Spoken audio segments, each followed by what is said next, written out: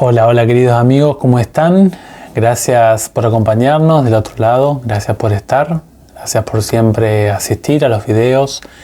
Y bueno, en esta ocasión nos ha pasado algo, una situación, una circunstancia a nivel familiar que queremos justamente tomar esa situación y llevarla al plano espiritual, bíblico, y poder juntos sacar una lección de ello.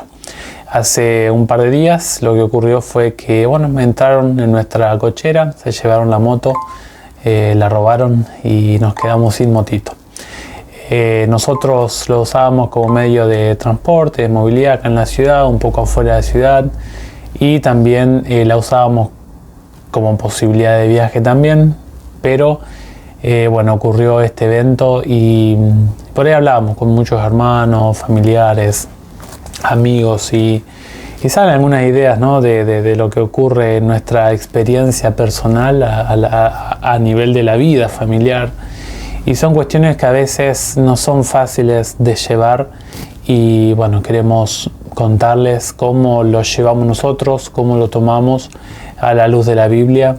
Obviamente que no es fácil, no es sencillo, porque son situaciones que dan mucha impotencia, injustas, porque uno trabaja y Dios es el que da la fuerza para trabajar y uno se esfuerza, y que de una hora a la otra, mientras uno está descansando en la noche, se aprovechen para hacer estas actividades ilícitas, es un poco indignante, ¿no? Pero no sé cómo enfrentas tú la vida cuando te pasan cosas así. Y no digo de que te aferres a lo material, sino de que el uso que le das, extrañas el empleo que dabas a ese bien material, ¿no? Nosotros por ahí lo enfocamos con mi familia de una forma muy, muy bíblica, tratamos de hacerlo, es lo que nos ayuda. Algunos pasos que nosotros pensamos, te lo queremos compartir a la luz de la Biblia para que puedas también, si te sirve, aplicarlo. Si no te sirve, no lo apliques o lo desechas. Pero primer punto, tú puedes y estás habilitado por la Biblia a hablar con Dios de forma seria. Sabes que esto de cuestionar a Dios, algunos creen que no es bueno discutir con Dios, pero si miras los cantores de los salmos, si miras los profetas, si miras el sabio Salomón, David, si miras a Job, si miras a Elías, a los ángeles inclusive, ¿se acuerdan allá en la profecía de las 2300 tardes y mañanas? Los ángeles se preguntaban: ¿hasta cuándo, Dios? ¿Hasta cuándo? Y eso es importante porque todas las criaturas de Dios se relacionan de una u otra forma, sea que las criaturas se vinculen con el ser humano, este mundo caído, como son los ángeles, o también los seres humanos caídos, que inclusive participaron de la formación del canon bíblico, también cuestionaron a Dios. O sea, si tú eres de cuestionar a Dios, no estás haciendo algo indebido. Si miras en Jeremías 33:3, Dios dice: clama a mí y yo te responderé, y te enseñaré cosas grandes y ocultas que tú no conoces. Esta palabra en hebreo, kará, clamar, significa tener un encuentro, significa dar un grito, intimar, pedir, dar voces. Es tomado también inclusive cuando alguien acosa a otra persona, o sea, es un acercamiento un tanto con falta de escrúpulos, falta de límites, prácticamente es pasar una línea que no corresponde, ¿no? O sea, el llamar, el gritar, el cuestionar, el hablar con Dios. Si alguien va a un campo y le habla a Dios, como lo hizo Elías, por ejemplo, no está en pecado. No es que está maldiciendo a Dios. O sea, cuando uno pasa por estas situaciones, es prácticamente poner en práctica la oración. Y si pasas situaciones que te llevan a hablar con Dios, a cuestionarlo, a entablar una forma de comunicación diferente, bienvenido sea. A veces los traumas, las situaciones difíciles nos llevan a alejarnos de Dios. Pero sería bueno que dejemos que estas situaciones nos permitan acercarnos a Él. Segunda cuestión, que nosotros lo vimos de esta forma. En este mundo habrá problemas. Nosotros vivimos en una vida donde se desarrolla esta vida en un marco de conflictos, un marco catastrófico de dificultades, y eso no se puede evitar, no se puede salir de este mundo. Es el marco sociocultural, político, económico que nos toca vivir. Es un mundo que tiene fallas. Dios en su palabra jamás nos dijo que no íbamos a tener problemas en este mundo.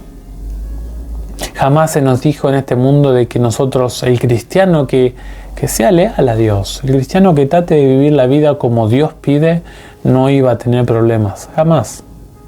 Lejos de eso, la Biblia nos enseña que los problemas estarán en la vida. Inclusive a veces pasa como irónicamente como algo raro según la Biblia, ¿no? El sabio Salomón muchas veces en los Proverbios, Malaquías 3, hablan de que a veces al impío le va bien y al justo le va mal. Y uno dice, estamos a veces, en ocasiones, pareciera en el mundo del revés, ¿no? Y pareciera que es así.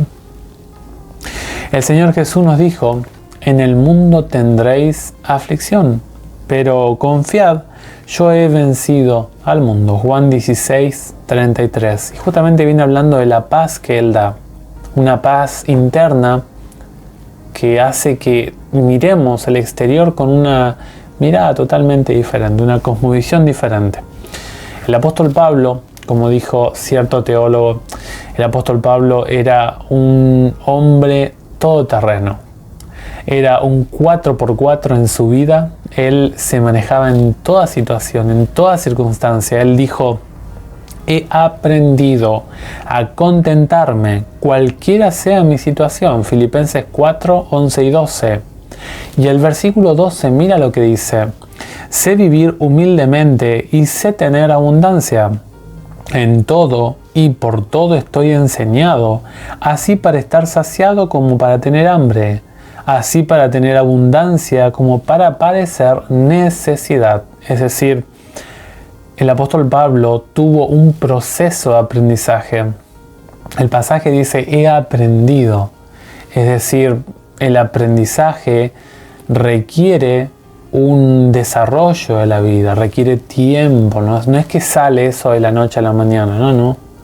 Eso se requiere tiempo, comunicación, experiencia de vida. Y luego dice, aprendí la situación que me venga enfrente. Sea que haya abundancia, sea que haya pobreza, sea que haya un poco menos, sea que no haya nada, me acostumbré a vivir ante toda posible situación.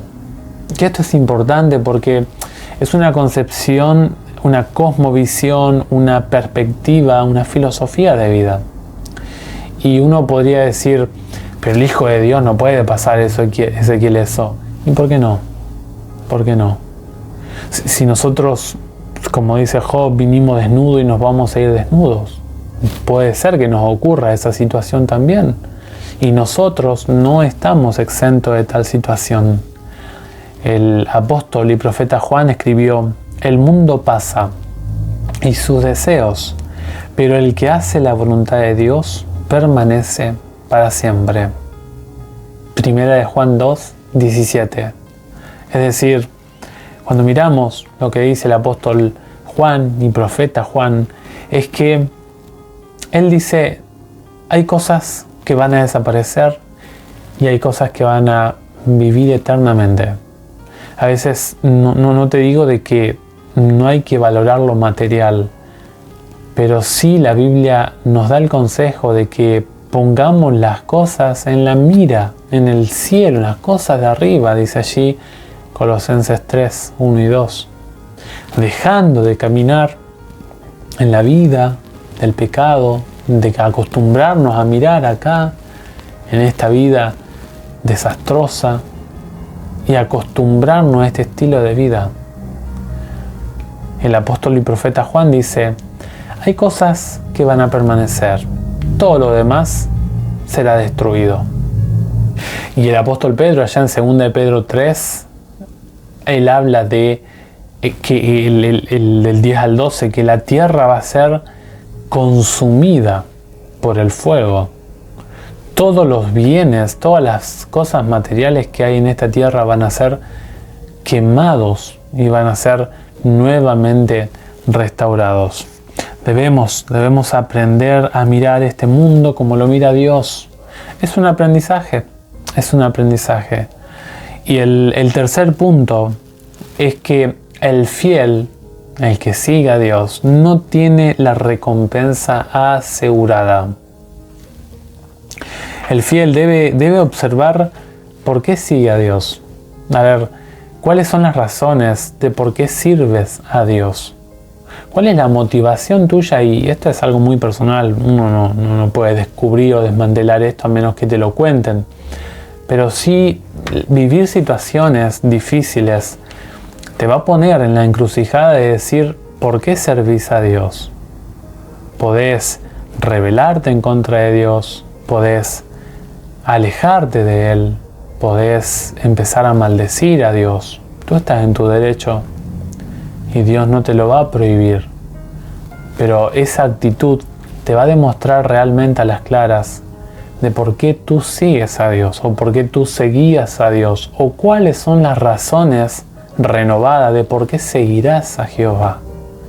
Eso te lo vas a tener que plantear sí o sí. ¿Sabes que hubo un grupo de personas que se acercó al Señor Jesús de forma equivocada? De forma errada. Se acercó de una forma que no es la forma en que la Biblia o la persona de Dios le agrada que se acerquen. Mira, acompáñenme a Juan capítulo 6. Si tú vas a Juan capítulo 6, vas a ver de que el Señor Jesús se encuentra con una multitud. Y la Biblia dice que vinieron por una razón. Y pasaron tanto tiempo juntos que la multitud empezó a tener hambre. Mira lo que dice Juan 6:2. Dice, versículo 1 podemos leer: después de esto Jesús fue al otro lado del mar de Galilea, el de Tiberías, y lo seguía una gran multitud. Y uno dice, qué lindo, ¿no? Qué bonito que lo siga una gran multitud. Gente que necesitaba del Salvador. No, mira lo que dice el versículo 2. Porque veían las señales que hacía en los enfermos. Lo seguían por los milagros que hacía el Señor Jesús. Y la Biblia dice que llegó cierto momento en que la multitud empezó a tener hambre. Y Jesús hablaba con sus discípulos y le dijo, obviamente que sabiendo lo que iba a ocurrir, le dijo a Felipe, mira, ¿cómo haremos para alimentar esto? Y Felipe dijo, ni siquiera 200 denarios, o sea, casi 6 meses de trabajo no bastaría para alimentar toda esta multitud. Era un montón de gente. Y la Biblia dice que Andrés, uno de los apóstoles, empezó a buscar y encontró un niño con 5 panes y 2 pececillos, ¿no? Y lo trajo al Señor Jesús. La gente se sentó en grupos y el Señor Jesús hizo un milagro tremendo. Sacaban y sacaban y sacaban y el alimento se reproducía e inclusive sobró. Y ahora llega el momento de reflexión. Ahora llega el momento de decir, bueno, ¿por qué seguís a Dios? Y lo mismo pasa en nosotros, ¿no? Dios te da, se multiplica. Y llega un momento en que en la vida cristiana tenés que preguntarte por qué seguís a Dios. El versículo 14, miren lo que dice. Entonces aquellos hombres, al ver la señal que Jesús había hecho, dijeron, verdaderamente este es el profeta que había de venir al mundo. Este es, no puede haber otro, miren las cosas que hace. Y Jesús, en el versículo 15, dice que Jesús comprendió lo que iba a ocurrir. lo iban a levantar como rey y lo iban a poner como rey de toda Jerusalén. Y la Biblia dice que Jesús se separó y se fue a orar. Ahora va a venir una charla nuevamente, la multitud va a venir al encuentro con Cristo. Y Jesús le va a decir a la multitud por qué realmente están ahí. Versículo 26. Respondió Jesús y les dijo: de cierto os digo que me buscáis, no porque habéis visto las señales, sino porque comisteis el pan y os saciasteis. Es decir, ustedes vienen a mí por interés. Versículo 41, 42, la gente empezó a murmurar porque Jesús les está diciendo: si ustedes se conforman con estas cosas, van a perecer. Busquen las cosas, vean, organicen sus perspectivas de acuerdo a lo que Dios pide. El texto sigue diciendo en el versículo 41 y 42 que los líderes, los del pueblo, empezaron a quejarse. Murmuraban entonces de él los judíos porque había dicho: yo soy el pan que descendió del cielo. Y decían: ¿este no es el hijo de José, cuyo padre y madre nosotros conocemos? ¿Cómo dice ahora del cielo descendido? Hay una contradicción. Es cuando entendés mal a Dios, es cuando entendés mal al Mesías, la función del Salvador. Y a veces nosotros pensamos que tenemos con la vida cristiana todo asegurado, de que todo va a ir bien, de que todo va a ser color de rosas. Y no necesariamente es así. No entendían. Y ahora noten ustedes el resultado. Versículos 66 y 67. Desde entonces muchos de sus discípulos se volvieron atrás y ya no andaban con él. Cuando no se comprende bien a Dios, querido amigo, tú tarde o temprano te alejarás de él. Si tú no comprendes bien a Dios, lo abandonarás. Y esto pasa muchas veces. Es muy común esto. La gente se hace una imagen falsa de Dios y como no corresponde Dios a esa imagen errónea que se hace la persona empieza a despotricar en contra de Dios, empieza a maldecir a Dios y también empieza a alejarse de Él. Y aquí el texto dice: ya no andaban con Él, algunos empezaron a alejar. Y es interesante que esta actitud golpeó el corazón hasta de los apóstoles. Versículo 67. Dijo entonces Jesús a los 12: ¿queréis acaso iros también vosotros? ¿Están pensando igual, le dijo el Señor Jesús, que la gente esta? ¿Se quieren ir? ¿Quieren abandonarme? ¿Les gustaría no estar caminando conmigo? Y el apóstol Pedro lo había entendido, aunque sea a tientas, pero lo había entendido. Señor, ¿a dónde iremos? No hay nadie más que nos dé una oferta de vida. Esta vida es tan corta que lo que tú nos enseñas, lo que tú nos das, es algo sumamente valioso. ¿Dónde vamos a encontrar algo como esto que tú nos ofreces? Por eso es importante entender de que el Hijo de Dios, amigo, amiga, no tiene asegurada la recompensa. Si tú piensas esto de Dios y decir: era cristiana, se alimentaba bien, hacía ejercicio y se murió un terrible cáncer de colon. Eso no es entender a Dios. Porque Dios no te asegura de que haciendo todas estas cosas, que son buenas en sí mismas, no vas a tener problemas. No. Dios lo que dice es que en este mundo vas a tener problemas aunque sigas una vida cristiana. Eso cuesta mucho entender, porque el ser humano no es creado o no fue creado para sufrir. Pedro lo entendió. Nosotros seguimos a Dios por las razones correctas. Eso es algo para pensar, para preguntarnos, para cuestionarnos a nosotros mismos. Y la última parte que nosotros pensamos cuando vienen los problemas de esta situación que nos pasó es que es cierto de que con Dios los problemas no se van a ir, es cierto. Pero los problemas con Dios se sobrellevan de una forma totalmente diferente. No es de que no vas a tener problemas, no es de que si los problemas te llegan Dios no está contigo, no es que Dios te aprieta pero Dios no no te ahorca. No.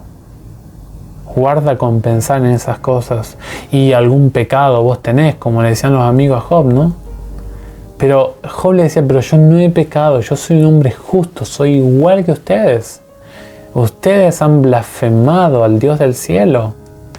Guarda con cuestionar las acciones a la luz de tu corta visión, a la luz de mi corta acción de Dios. Las acciones de Dios pueden ser mal vistas, distorsionadas, si nos dejamos llevar por nuestras emociones, por nuestras perspectivas, por nuestros sentimientos. Así que debemos tener mucho cuidado.